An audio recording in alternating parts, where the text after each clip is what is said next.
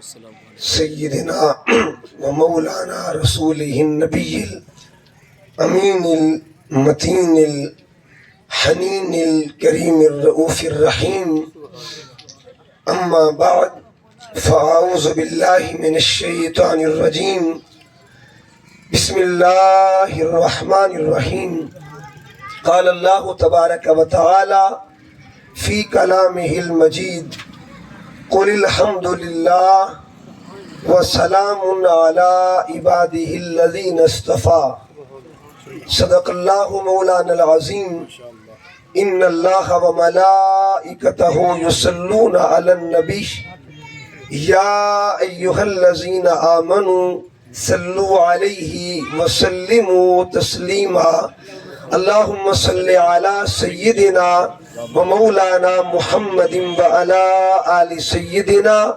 ومولانا محمد وبارک وسلم علیہ الصلاة والسلام علیک یا سیدی یا رسول اللہ وعلی آلک واصحابک وازواجک یا سیدی یا حبیب اللہ الصلاة والسلام علیک یا سیدی یا عالم ما کان وما یکون وعلی آلک واصحابک یا سیدی یا نور الافئدۃ والعیون۔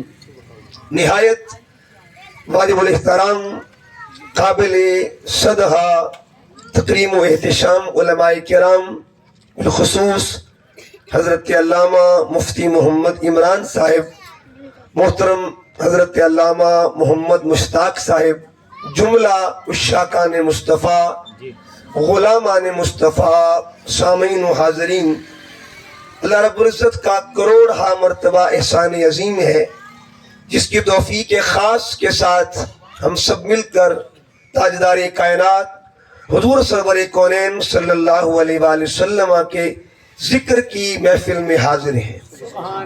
دعا کیجیے رب کائنات ہم سب کا حاضر ہونا اپنی بارگاہ میں قبول فرمائے، اور ہماری اس حاضری کو اللہ تعالی ہم سب کے لیے اور بالخصوص منتظمین محفل حاجی اللہ جتا صاحب، حاجی سجاد حسین صاحب اور محمد شفیق صاحب کے لیے اللہ تعالیٰ برکتوں کا ذریعہ بنا دے۔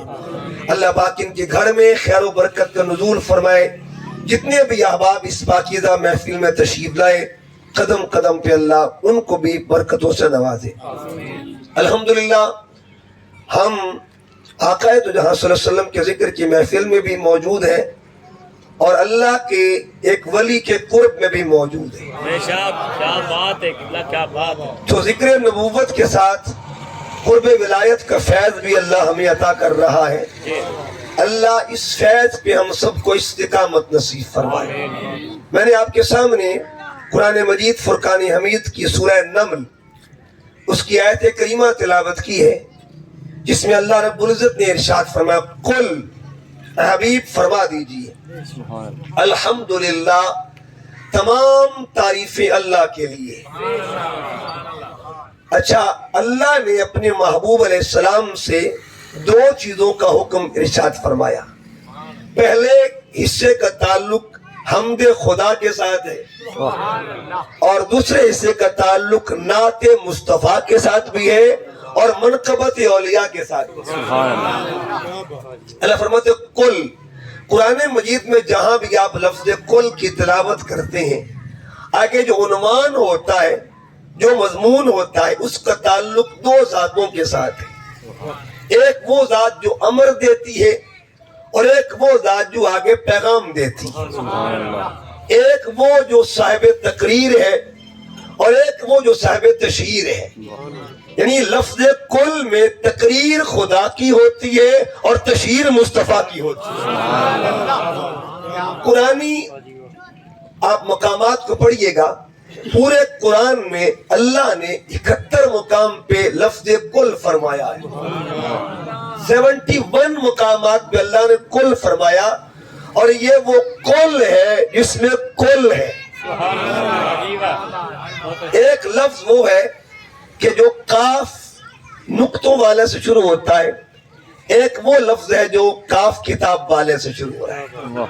قل یہ وہ لفظ ہے جس کا آغاز کاف نقطوں والے سے ہو رہا ہے۔ قل بہت سے مقامات آپ لفظ کل کو دیکھیں گے تو آئیے اس لفظ کل کی تشریح میں ایک بات سنتے ہیں۔ امام جعفر صادق رضی اللہ تعالیٰ عنہ کی بارگاہ میں ایک شخص بیٹھا ہے، اس نے عرض کی حضور بتائیے یہ لفظ کل کیا ہے؟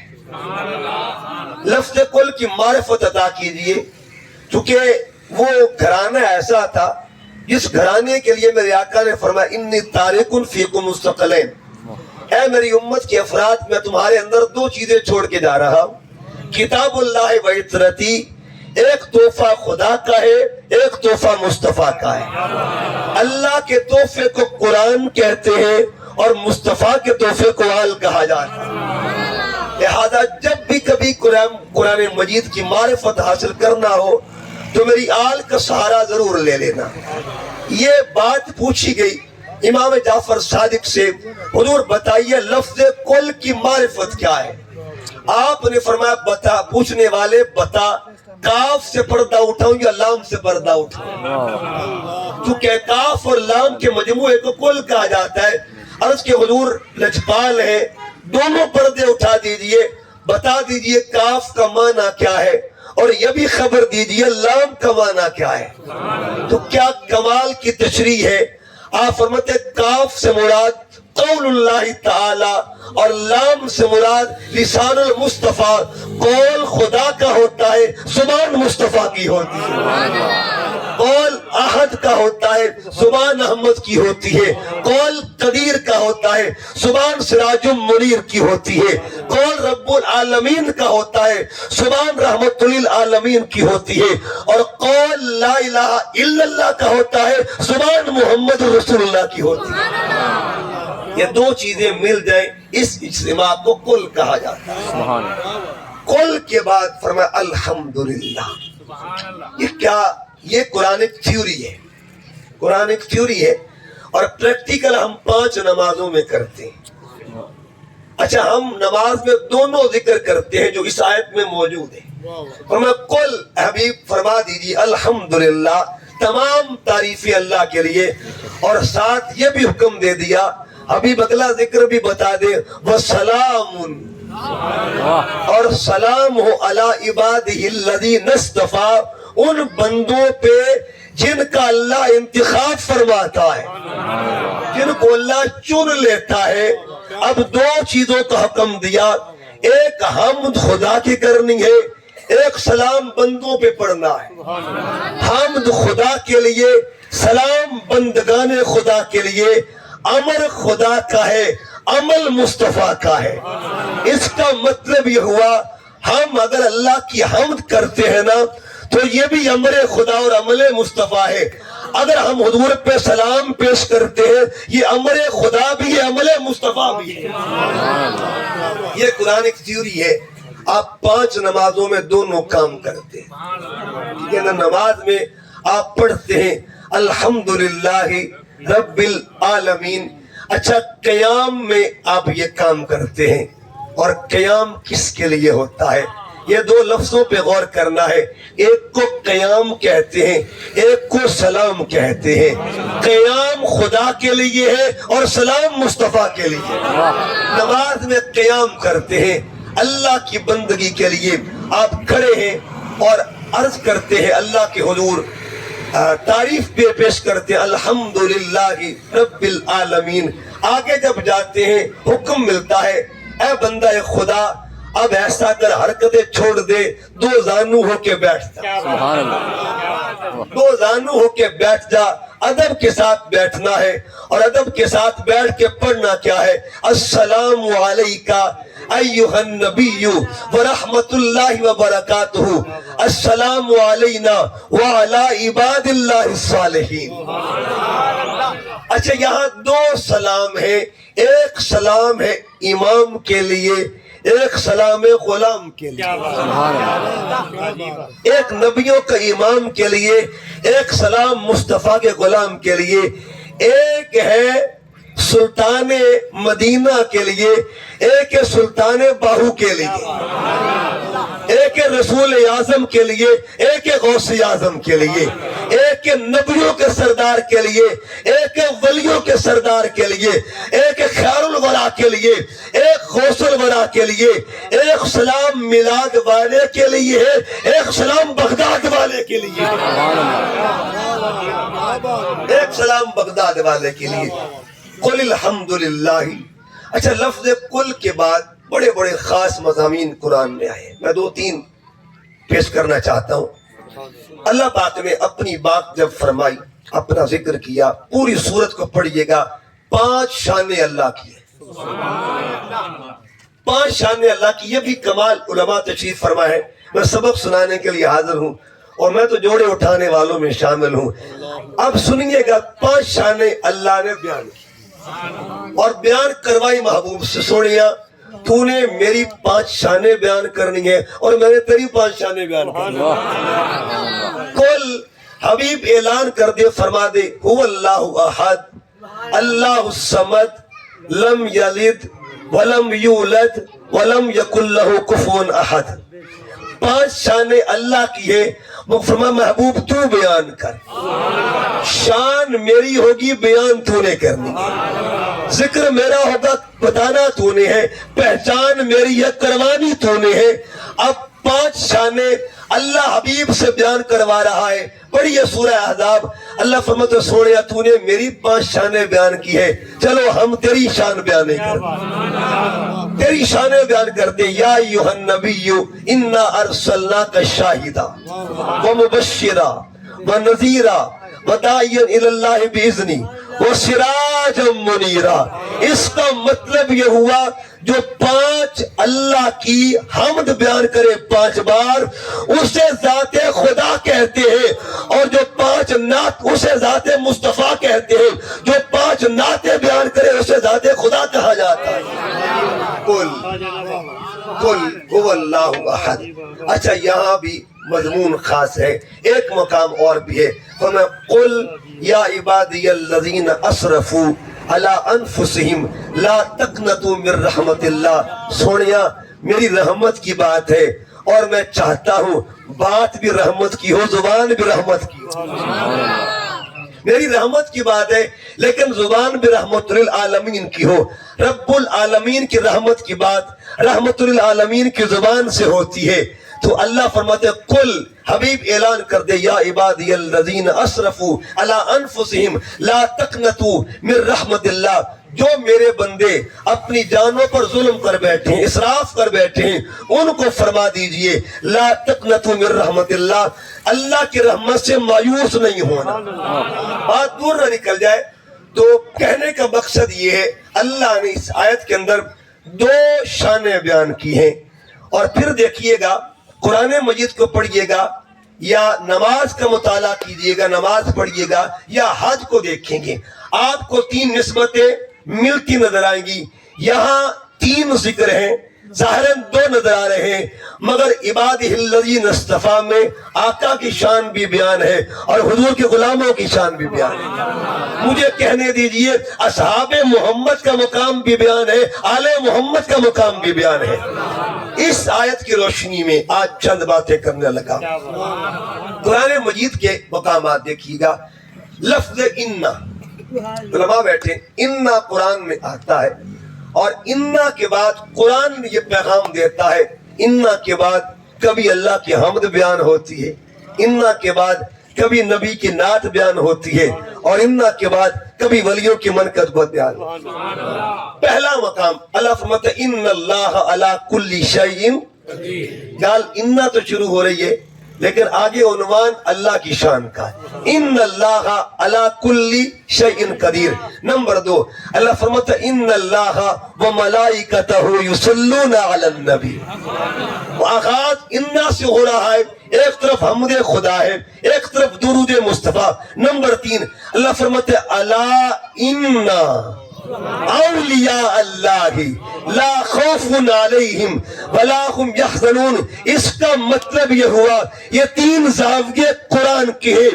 انا پیغام دے رہا ہے کہ لوگوں یاد رکھنا، اللہ کا ذکر کرنا تو کبھی شک نہ کرنا، ذکر مصطفیٰ کرنا کبھی شک نہ کرنا، ذکر اولیاء کرنا تب بھی شک نہ کرنا۔ انا فرما کے اللہ نے 3 پیغام دے دیے.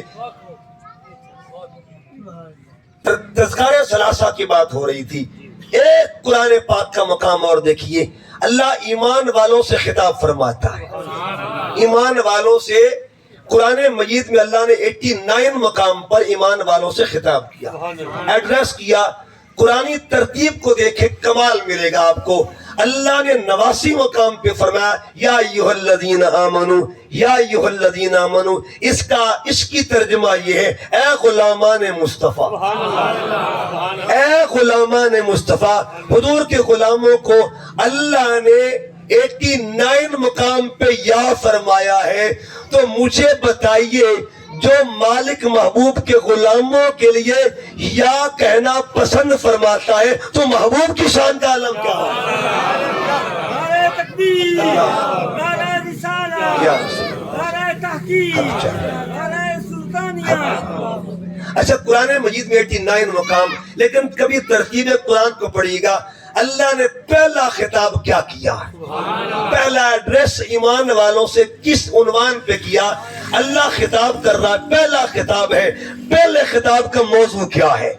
اللہ کے خطاب اول کا موضوع کیا ہے؟ یہ دیکھیے, یہ مزاج اہل سنت ہے, وہ خیرات ملی ہے بارگاہ خدا بندی سے. اچھا اللہ کے خطاب اول کا موضوع کیا ہے؟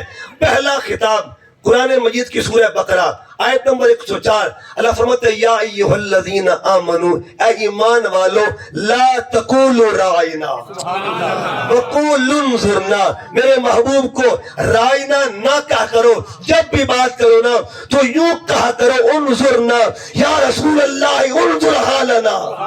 حضور ہم پہ نظر کرم تو فرما دیجئے. اس کا مطلب یہ ہوا ترتیب قرآن کی روشنی میں اللہ کے خطاب اول کے عنوان کو ادب محمد مصطفیٰ کہا جاتا. یا ایھا الذین آمنو, 3 خطاب اللہ نے فرمائے. ایک خطاب کا عنوان اپنی شان, یا ایھا الذین آمنو, اے ایمان والو, اتقوا اللہ حق تقاتہ. نمبر 1. دوسرے مقام پہ فرمایا یا ایھا الذین آمنو, اے ایمان والو, لا ترفعوا اصواتکم فوق صوت النبی. تیسرے مقام پہ فرمایا یا ایھا الذین آمنوا اتقوا اللہ وکونوا مع الصادقین. اس کا مطلب یہ ہوا یا کے ساتھ خطاب کیا تو اپنا ذکر فرمایا, یا کے ساتھ خطاب کیا ادب مصطفیٰ بیان کیا, یا کے ساتھ خطاب کیا صالحین کی سنگت کا ذکر کیا. ہم خوش نصیب ہیں, ہم تینوں خطابات کو ماننے والے ہیں, ایمان رکھنے والے ہیں. اللہ فرماتا ہے کہ اے ایمان والو مجھ سے ڈرو, حق ہے. اللہ فرماتا ہے اے ایمان والو, میرے محبوب کی آواز سے آواز کو بلند نہیں کرنا, حق ہے. اللہ فرماتا ہے میرے سجدوں کے ساتھ ہو جاؤ. اچھا اب آگے چلتے ہیں. ایک مقام اور اللہ 6 پارے میں سورہ مائدہ آیت نمبر 55 ہے. فرمایا انما ولیکم اللہ ورسولہ والذین آمنوا. آیت 1 ہے مگر ذکر 3 ہے. انما ولیکم اللہ, تمہارا ولی اللہ ہے, ورسولہ, اور اس کا رسول بھی ہے, والذین آمنوا, اور ایمان والے بھی ہیں. 3 ولایتوں کا ذکر ہے. ایک ولایت کو ولایت ذاتی کہتے ہیں, ایک ولایت کو ولایت عطائی کہا جاتا ہے, اور ایک ولایت کو ولایت سببی کہا جاتا ہے. اب یہ 3 ولایتوں کا ذکر ہے.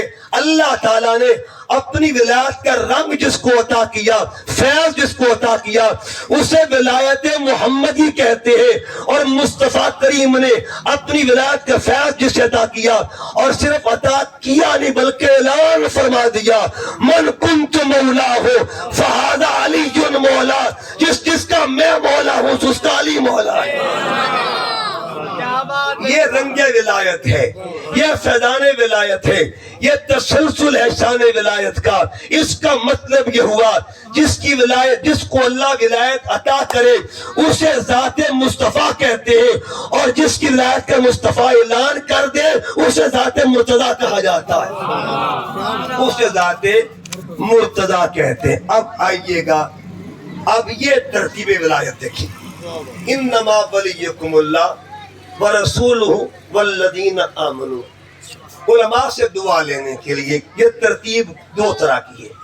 ایک ترتیب اوپر سے ایک ترتیب نیچے سے، اوپر سے جو ترتیب ہے اس کو ترتیب عطا کہتے ہیں، اور نچلی ترتیب کو ترتیب طلب کہا جاتا ہے۔ ٹھیک ہے جی، عطا کی ترتیب کیا ہے؟ اللہ نے کسی عطا کی ذات مصطفیٰ کو، اور مصطفیٰ نے کس کی ولایت کا اعلان کیا؟ ذات مرتضیٰ کا۔ اگر اب کوئی چاہے کہ مجھے ولایت نصیب ہو، وہ کس ترتیب پہ آئے؟ آقا فرماتے ہیں نا مدینۃ العلم والی بابوہا، ولایت بھی ایک علم کا نام ہے جس میں علم شریعت بھی ہے، علم طریقت بھی ہے، علم حقیقت بھی ہے۔ اگر کوئی آنا چاہے اس کے لیے ترتیب کیا ہوگی؟ کہا سلطان باہو آ جاؤ دروازہ علی پہ، اے غوث اعظم آ جاؤ دروازہ علی پہ، اے خواجہ اجمیر آ جاؤ دروازہ علی پہ۔ علی تک پہنچنا آپ کا کام ہے اور مصطفیٰ تک پہنچانا علی کا کام ہے۔ یہ رنگ ہے ولایت کا۔ چونکہ یہ مہینہ میرے غوث پاک کا ہے تو کیوں نہ آج 3 کا ذکر کر لیں، 3 کا ذکر کر لیں۔ دیکھیے مہینے بھی 3 ہیں اور میں نے 3 ولایتوں کا ذکر کر لیا، 3 فیوزات کا۔ ایک مہینے کو ربیع الاول کہتے ہیں، یہ بھی شروع رے سے ہوتا ہے۔ ایک کو ربیع الثانی کہتے ہیں، یہ بھی شروع رے سے ہوتا ہے۔ ایک کو رجب کہا جاتا ہے، یہ بھی شروع رے سے ہوتا ہے۔ 3 راہوں میں یہ 3 فیوزات کون سے ہیں؟ اچھا، اللہ تعالیٰ نے اپنی ذات کا مظہر جسے بنایا وہ میرے سرکار کی ذات ہے۔ یہ مظہریت کا فیض آگے بڑھتا ہے، آگے چلتا ہے، اور اس فیض کے 3 رنگ بیان کر دیں گے۔ ایک رنگ کو لفظ عبد کی روشنی میں دیکھتے ہیں۔ اگر آپ عبدیت کو دیکھیں گے تو آپ کو 3 رنگ ملیں گے، ایک عبدیت محمدی، ایک عبدیت مرتضیٰ، ایک عبدیت عبد القادر۔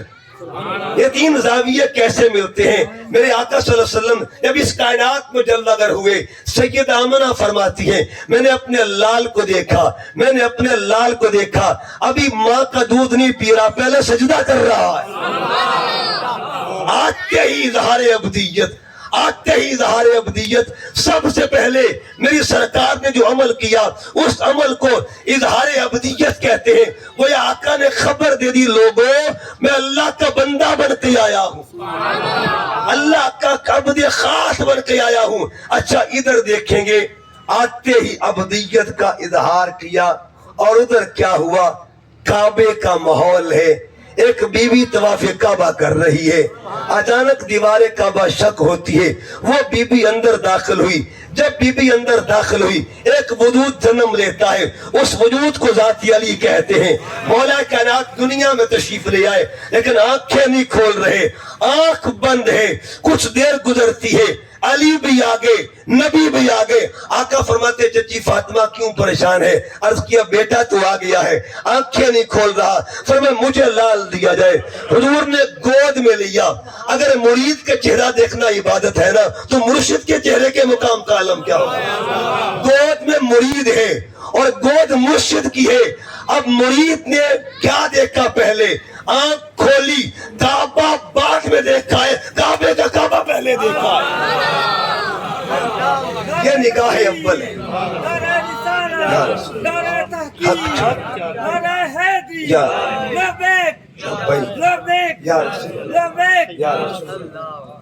عرض کر رہا تھا کہ یہ دیکھیں اظہار عبدیت پیدا ہوتے ہیں جو مرکز توحید میں پیدا ہو اور توحید کے لمبردار کی گودی میں آئے، توحید کا پیغام عام کرنے والے کی گود میں آئے۔ مجھے بتائیے گا اس کی توحید کی پختگی کا عالم کیا ہوگا، اس کی توحید کے کمال کا عالم کیا ہوگا، اس کے توحید کے فیضان کا عالم کیا ہوگا۔ گھر خدا کا ہے، گود مصطفیٰ کی ہے، وجود مرتضیٰ کا۔ آگے بڑھنے لگو، یہی رنگ جب ملتا ہے، اور رنگ ملتا کیسے؟ حضور غوث اعظم کی کل عمر 90 یا 91 سال تھی۔ آپ فرماتے ہیں میری عمر 51 سال ہوئی، میں بیٹھا تھا ظہر کی نماز پڑھ کے، میرے کمرے میں اچانک کیا نور کی برسات ہوتی ہے، کملی والے کی جلوہ گری ہوتی ہے. آقا فرماتے بیٹی عبد القادر اپنا منہ تو کھولو. میں نے منہ کھولا, سرکار نے 7 مرتبہ میرے منہ میں لعاب دہن ڈالا. حضور تشریف لے گئے, مولا علی تشریف لاتے ہیں. آپ فرماتے بیٹی عبد القادر منہ تو کھولو. 6 مرتبہ لعاب دہن ڈالا. انا مدینۃ العلم والی بابوہا, جس کو علم کے شہر کا بھی فیض ملے اور دروازے کا بھی فیض ملے اسے شیخ عبد القادر جیلانی کہا جاتا ہے. ان کو غوث اعظم کہتے ہیں. ادھر پیدا ہوتے ہی سجدہ کیا, ادھر پیدا ہوتے کعبے اور کعبے کے کعبے کو دیکھا. اور جب میرا شیخ عبد القادر جیلانی پیدا ہوئے, رمضان کی پہلی تاریخ ہے, ام الخیر فاطمہ فرماتی ہے میری گودی میں میرا لال آتا ہے, سحری کا وقت ہے, دودھ نوش کرتا ہے. اس کے بعد میں نے زور لگا لیا لیکن بچے نے دودھ نہیں پیا. میں نے بہت کوشش کی, الظہر کے وقت آ گیا, بچہ دودھ نوش نہیں فرما رہا. عصر کا وقت آ گیا, بچہ دودھ نوش نہیں کرتا. اب افطار کا وقت آیا, اب بچہ دودھ پی کے ایک پیغام دے رہا ہے کہ میں اللہ کا بندہ بن کے آیا ہوں. ابدیت محمدی کے مظہر کو ابدیت مرتضیٰ کہتے ہیں, اور ابدیت مرتضیٰ کے مظہر کو ابدیت عبد القادر کہا جاتا ہے. یہ تسلسل ہے فیضان کا. پھر دیکھیے لفظ علم, ابھی بات ہو رہی تھی, علامہ صاحب شان علمیت کی بات فرما رہے تھے بہت خوبصورت انداز میں. اللہ فرماتے الرحمن علم القرآن, رحمان وہ جس نے اپنے بندہ خاص کو قرآن سکھایا, قرآن سکھایا. اچھا, یہ علم کا وہ زاویہ ہے, وہ کمال ہے جس میں امتیاز میری سرکار کو. ادھر قرآن پاک پڑھیے وَعَلَّمَ آدَمَ الْأَسْمَاءَ, اللہ فرماتے آدم علیہ السلام کو اشیاء کا علم دیا. ٹھیک ہے, آدم علیہ السلام کو اشیاء کا علم دیا, وہ مقتدی ہیں اور یہ امام ہے. کتنا پڑھایا, کیا پڑھایا, یہ میرا رب ہی جانتا ہے. آگے دیکھیے گا, ادھر بھی علم کے ساتھ ایک تعلق, اور میں ابھی حضور سلطان بہو کا شعر پڑھنے لگا ہوں آپ کے سامنے علم کے حوالے سے. اب دیکھیے گا آگے جب بات مرتضیٰ کی آتی ہے نا, تو انا مدینۃ العلم والی بابوہا, اور آگے جب بات غوث اعظم کی آتی ہے درست العلم حتی صرت قطبہ, آپ فرماتے میں علم پڑھتے پڑھتے جس مقام پر پہنچا اس مقام کو مقام قطبیت کہا جاتا ہے. 3 ذوات ہیں اور تینوں کا جو فیضان ہے اس کو علم کہتے ہیں. اچھا, آپ نے یہ شعر کبھی کبھی پڑھے جاتے ہیں. ایک دفعہ ہم کمالیے میں تھے تو ایک بحث ٹل پڑی, کچھ بزرگ بھی تشریف فرماتے. بحث یہ پڑھی, ایک شعر حضور سلطان بہو کا پڑھا گیا کہ جے کر دین علم بچ ہوندا, سیر نیزے کیوں چڑھ دے ہو, 18,000 دیوالی ماہ اگے حسین دے مردے ہو. کچھ احباب نے یہ شعر پڑھ کے علم کی نفی کرنا چاہی. ٹھیک ہے نا جی. اور آؤ ذرا دوسری طرف اس بات کی طرف بھی آ جائے, تو ہم تو نفی اس بات والے ہیں نا, ہمیں تو دونوں پانیوں کی خیرات ملی ہے, نفی اس بات دا پانی ملیا. اب اس بات کیا ہے, میرے سلطان فرماتے ہیں کہ علم و باز کرے فقیری, کافر مرے دیوانہ ہو. ایک شعر میں علم کی نفی ہے, دوسرے میں علم کا اس بات ہے. عرض کی سونا یہ درمیان میں کھڑے ہیں, کہاں جائیں؟ حضور فیصلہ کرتے, عدالت آپ کی ہے اور آپ کے دربار پر بیٹھے ہیں. اب فیصلہ کل شعر آپ نے فرمایا, فرمایا علم پڑھیا پر ادب نہ سکھیا, علم پڑھیا پر ادب نہ سکھیا. کی لینا علم نہ پڑھ کے ہوں, چلے کی تے پر کچھ نہ کھٹیا. کی لینا چلیاں بڑھ کے ہوں, تسبیح پھری پر دل نہ پھریا. کی لینا تسبیح پڑھ کے ہوں, اور جاگ بنا تجھ جم دینا باہو پھوے لال ہون کر کر کے. فرمایا ہر علم کی نفی نہیں ہے, جو علم ادب سے خالی ہوگا اس کی نفی ہے. یہ قرآن پاک کا پہلا واقعہ پڑھ لیجئے, آپ کو نفی اس بات کا پتہ چل جائے گا. ایک کے علم کی نفی کی گئی اور ایک کے علم کے کمال کو ظاہر کیا گیا. نفی کس کی گئی؟ جو ایک وقت میں بڑا علم رکھتا تھا, بڑا علم رکھتا تھا, اتنا علم تھا, فرشتوں کا استاد تھا, جسے ابلیس کہتے لیکن ادب سے خالی تھا. اللہ نے فرمایا فخرج ان علیک لعنتی الی یوم الدین, جا دفع ہو جا. اس کا مطلب یہ ہوا علم تھا لیکن ادب نہیں تھا, ادب نہیں تھا. اور ادھر کیا ہوا, جب علم کے کمال کی بات آئی, یہاں پڑھے لکھے اب آپ تشریف فرمائے بات پیش کرنے لگا ہوں. وَعَلَّمَ آدَمَ الْأَسْمَاءَ. 3 چیزیں بڑی اہم ہیں علامہ صاحب اور مفتی صاحب تشریف فرمائے. ایک ایجوکیشن، ایک پریزنٹیشن، ایک اپریسیشن. یہ تینوں کام رب نے کیے. پہلے ایجوکیٹ کیا، حضرت آدم علیہ السلام کو پڑھایا. اب آگے پریزنٹیشن کہا ثم عرضهم علی الملائکہ، اے آدم جو کچھ میں نے تمہیں سکھایا ہے نا ذرا سامنے آ کے سنا دے صحیح. اے پیارے آدم ذرا سناؤ تو سی. آگے کل فرشتے کو بٹھا دیا. فرشتوں دیکھو میرے آدم کا علم کیا ہے، میرے آدم کا علم کیا ہے. اب یہ ہے پریزنٹیشن. اپریسیشن کیا ہے؟ فرمایا اسجدوا لآدم، میرے آدم کو سجدہ کرو. یہ 3 کام اللہ نے کروائے. آگے بڑھنے لگا ہوں تو اب آتے ہیں سخاوت کی طرف. یہ بھی 3 زاویے ہیں. سخاوت مصطفیٰ کیا ہے، سخاوت مرتضیٰ کیا ہے، اور سخاوت غوث اعظم کیا ہے. جو مدریت کا تسلسل کر رہا ہے نا. اب سخاوت مصطفیٰ کیا ہے؟ ایک بندہ طلب لے کے آتا ہے مگر اسے عطا زیادہ ہوتی ہے. طلب میں حد ہے، عطا میں حد کوئی نہیں ہے. طلب لے کے آیا. طلب لانے والے کا نام ہے حضرت قتادہ. عرض کی حضور آنکھ نکل گئی. طلب کا دائرہ تھا آنکھ تک. کہاں تک تھا؟ طلب کے دائرے میں محض آنکھ تھی. آقا نے فرمایا اے قتادہ بتا آنکھ لینی ہے یا جنت لینی ہے؟ اب طلب میں صرف آنکھ تھی. عرض کیا حضور آنکھ طلب، آنکھ میں نے طلب کی ہے، جنت کی بات آپ نے کی ہے. طلب بھی پوری فرما دی، عطا بھی فرما دی. اب دوسرا مقام کیا ہوا؟ حضور مولا کائنات کی بات کرنے لگا ہوں. آپ کی بارگاہ میں ایک نابینا آیا. طلب روٹی کی تھی. طلب کس چیز کی تھی؟ روٹی کی تھی. روٹی مانگنے آیا. آپ نے اپنے غلام کمبر سے پوچھا کمبر روٹی ہے؟ جی مولا ہے. جی حضور ہے، مرشد ہے. کہاں ہے؟ حضور صندوق میں. فرمایا اس کو صندوق ہی دے دیا جائے. عرض کے حضور صندوق کجاوے پہ. فرمایا کجاوا ہی عطا کر دو. عرض کے حضور کجاوا جو ہے وہ اونٹ پہ. فرمایا اونٹ ہی عطا کر دیا جائے. عرض کے سرکار اونٹ قطار میں. فرمایا قطار ہی عطا کر دی جائے. طلب کا دائرہ روٹی تک تھا لیکن مل کیا کہہ رہا ہے؟ اب جب اس کو رسی پکڑائی گئے نا، نابینا بندہ ٹٹولتا ہے اور سوال بڑا عجیب کرتا ہے مانگی روٹی میری رسی ہے. تو کمبر نے کہا سائیں مزہ نہیں آئے گا جب تک اگلا کام بھی نہ فرما. اگلا کام کیا؟ اپنی آنکھوں پہ ہاتھ پھیرا. بس پھیرنے کے دیر تھی اللہ نے آنکھ کا نور بھی عطا فرما دیا. اس کا مطلب یہ ہوا طلب سے بڑھ کے جہاں ملے یا دروازہ مصطفیٰ کہتے ہیں یا دروازہ مرتضیٰ کہا جاتا ہے. اب ذرا غوث اعظم کو دیکھتے. ایک چور پیچھے لگ گیا. طلب تھی جبے کی. طلب کی حد کیا تھی؟ جبہ مل جائے. لیکن اسے خبر نہ تھی کہ دروازہ کس کے آ رہا، کس کے دروازے پر. قرآن کہتا ہے کتا ولیوں کے دروازے پر بیٹھ جائے نا اللہ اسے بھی نامراد کرتا نہیں ہے، جنتی بنا دیتا. وقلبہم باسط ذراعیہ بالوسید. اگر کتا ولی کے آستانے پر بیٹھ جائے اللہ اس کتے کو نامراد نہیں کرتا. بتا اگر چور ولی کے دروازے پر آ جائے اور وہ بھی انسان. اچھا آگے آگے غوث پاک پیچھے پیچھے وہ چور تھا. چور چلتے چلتے دروازے تک آ گیا. بس بندہ دروازے تک آ جائے.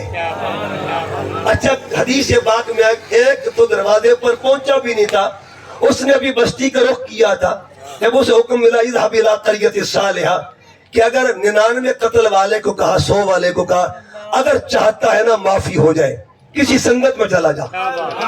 اللہ کے بندے بڑے رحیم ہوتے ہیں اور جب رحیم کی بارگاہ میں عرض پیش کرے گا تو اللہ رحمت فرمائے گا. اب کیا دی دیکھیے، ابھی اس نے صرف بستی کا رخ کیا تھا. رخ کرنے پر اللہ جنتی بنا دیتا ہے. تو جو دروازے توڑ دروازے پر جائے اس کا عالم بتا کیا ہوگا. سلطان باہو کی شان ایک میں میرے استاد گرامی شیخ الاسلام ڈاکٹر طاہر القادری فرمایا کرتے ہیں، ایک اکثر واقعہ سناتے ہیں. کہتے ایک بارات تھی، وہ باہو کے آستانے پہ آ گئے اور حضور سلطان باہو دریا کے کنارے کھڑے تھے اور بارات والوں نے کہا کہ ہم نے احمد پور جانا ہے. ہم نے احمد پور جانا ہے، وہ موڑ پہ جانا چاہتے تھے، سلطان بہو توڑ لے جانا چاہتے تھے۔ موڑ والے اور ہوتے، توڑ والے اور ہوا کرتے ہیں۔ اب وہ جو چور تھا نا آپ کے آستانے پہ آ گیا، اس نے سوچا کہ چلو رات موقع ملے گا۔ حضور غوث پاک نے اپنا جبہ اتارا، اور یاد رکھیے جو جبہ ہوتا ہے نا، جبہ نبی کا ہو یا ولی کا ہو، اللہ برکت عطا فرماتے ہیں۔ قرآن پڑھ کے دیکھیے، جبہ یوسف علیہ السلام کا ہو، ٹھیک ہے، آنکھوں پر رکھا جائے نور واپس آ جاتا ہے۔ جبے کی برکتیں ہوتی ہیں۔ ایک پوری گفتگو جبے پر ہے، لیکن کبھی پھر کریں گے۔ اب سنیے گا، جبے کو پانے کے لیے وہ چل گیا۔ اب وہاں پہنچا، موقع کی تلاش میں تھا۔ رات جب اتار کر اس نے سوچا کہ چلو نکلوں باہر، دروازے بند، دروازہ ملتا کوئی نہیں ہے۔ جس کے لیے بڑا دروازہ کھولنا مقصود ہونا، اس کو ہی چھوٹے دروازے بند کر دی جاتی ہے۔ اصل ہدایت کا دروازہ ایک دنیا کا دروازہ ہوتا ہے، ایک دروازہ ہدایت ہوتا ہے۔ اب اس نے بڑے زور لگائے لیکن نکلا باہر نہیں۔ سوچا چلو جان تو بچاؤں نا، چھپ گیا صفوں کے اندر۔ آخری پہر آتا ہے رات کا، دستک ہوتی ہے، حضور فلاں علاقے کو کتب فوت ہو گیا ہے، ارجنٹ کتب چاہیے، ارجنٹ کتب چاہیے۔ آپ فرماتے ٹھہرو، انتظار کر لو۔ عرض حضور آپ صاحب ڈیوٹی ہیں، اگر کوئی وہاں پہ نقصان ہو گیا تو ذمہ داری کس کی ہوگی؟ اچھا اگر جلدی ہے تو آؤ دے دیتے۔ طالب جبے کا تھا، طلب میں جبہ حد تھی۔ آپ فرماتے اٹھ بھی چل، تجھے کتب بنا رہے۔ عرض کے سونیا میں تو چور ہوں، تم پہلے چور تھا اب تو ہو رہے۔ اس کا مطلب یہ ہوا، یہ تین میں نے زاویے بتا دیے اور بات پوائنٹ پہ لے کے جا رہا ہوں۔ دیکھیے گا، منصب ہو، منصب نبوت، ہم منصب کی تعریف کریں، یہ بڑا کمال ہوتا ہے۔ افسر کی تعریف کرے، ٹھیک ہے، یہ ٹیچر کی تعریف کرے، معلم کی تعریف کرے۔ کمال کیا ہے؟ کل پیغمبر جس کی تعریف کرتے ہیں اسے ختم نبوت کا تاجدار کہا جاتا ہے۔ ہر پیغمبر میرے پاک نبی کی تعریف کرتا ہے۔ ہم منصب کی شان بیان کریں، اور ادھر دیکھیں منصبیت صحابی ہے، منصب صحابی ہے۔ حضور صدیق اکبر رضی اللہ تعالیٰ عنہ، آپ کا معمول یہ تھا، آپ چہرے علی کو دیکھا کرتے تھے۔ حضور ام المومنین نے عرض کیا بابا جان آپ علی کے چہرے کو دیکھتے ہیں، راز کیا ہے؟ اب ہم منصب کی تعریف کر رہے ہیں۔ ایک صحابی اپنے دوسرے صحابی دوست کی تعریف کر رہے ہیں۔ آپ فرماتے ہیں میں نے سنا ہے، میں نے دیکھا ہے۔ حضور نے فرمایا النظر الی وجہ علی عبادہ، علی کے چہرے کی طرف دیکھنا بھی عبادت ہے۔ اب ایک مقام پہ حضرت فاروق اعظم رضی اللہ تعالیٰ عنہ، اور یہ ایکسچینج اب تھا، جملوں کا تبادلہ ہوتا تھا۔ آپ فرماتے ہیں کہ جاؤ اپنے بیٹے سے کہتے ہیں اگر حسن حسین کی برابری کرنا چاہتے ہو نا تو جاؤ جا کے ان کے نانے جیسا نانا لا کے دکھا دو، ان کی ماں جیسی ماں لا کے دکھا دو، ان کے بابا جیسا بابا لا کے دکھا دو۔ اب حسنین کا بابا کیا کہتا ہے کہ عمر کوئی عام ہستی نہیں ہے، عمر کوئی عام ہستی نہیں ہے، جنت اہل جنت کے چراغ کو فاروق اعظم کہا جاتا ہے۔ ہم منصب کی تعریف کریں، ہم منصب ولی کی تعریف کریں۔ حضور خواجہ اجمیر کیا فرماتے ہیں جب میرے غوث پاک نے اعلان کیا قدمی ہاذہی علی رقبۃ کل ولی اللہ، میرا قدم تمام ولیوں کی گردن پہ ہے، تو سنیے اجمیر کے شہنشاہ نے کیا کہا تھا، بل قدمک علی راسی و عینی، حضور میری آنکھوں پر بھی آپ کا قدم ہے اور میرے سر پر بھی آپ کا قدم ہے۔ ہم منصب، یہ دیکھیں یہ جس آستانے پہ ہم بیٹھے یہ بھی ولی ہیں اور حضور غوث پاک بھی۔ آپ پوچھیں حضور سلطان باہو سے، حضور آپ بتائیے غوث اعظم کون ہے؟ غوث اعظم کون ہے؟ ہم عام بندے سے کیوں پوچھے پیران پیر کا مقام، ہم تو سلطان سے پوچھیں گے نا۔ سلطان بتائیے اس سلطان کا مقام کیا ہے؟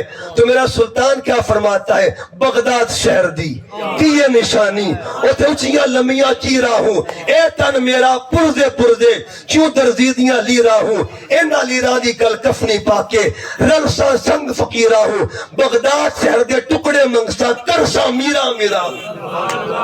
اور آخری بات، ایک مقام شجاعت ہے، شجاعت کو دیکھیں میرے آقا سے اشجع الناس، اگر کائنات میں کوئی ذات ہے اسے ذات مصطفیٰ کہتے ہیں۔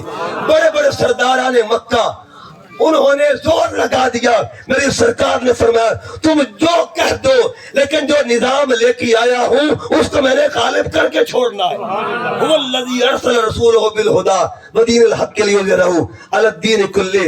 اور علی کے لالوں کا مقام کیا ہے؟ ایک شہزادے کی بات کرتے ہیں، امام حسن کی شان بے مثال۔ خواجہ اجمیر نے کیا کہا؟ شاہ است حسین، بادشاہ است حسین، دین است حسین، دین پناہ سرداد نداد دست درد دست یزید۔ اسے شجاعت کہتے ہیں، اسے خودداری کہا جاتا ہے۔ آپ فرماتے ہیں کہ سر تو دے سکتا ہوں لیکن ظالم کے ہاتھوں میں ہاتھ نہیں دے سکتا۔ نظام کی بات ہو رہی تھی، نظام میں للکارنا پڑتا ہے۔ علامہ صاحب نے بڑی مردانہ گفتگو کی ماشاءاللہ۔ دیکھیے حضور غوث پاک کے پاس خلیفہ مستنجد باللہ آتا ہے، عباسی دور کا خلیفہ ہے، اور اس نے سوچا کہ پیر جو ہے نا نذرانے لینے والے پیر بیٹھے، چلو نذرانہ دیتے ہیں۔ آ گیا بادشاہ جمعہ پڑھنے کے لیے، اشرفیوں بھی ساتھ لایا۔ حضور غوث پاک خطبہ دے رہے تھے، پہلے خطبے سے پہلے اس نے آگے بڑھ کے کہا حضور یہ نذرانہ قبول فرما لیں۔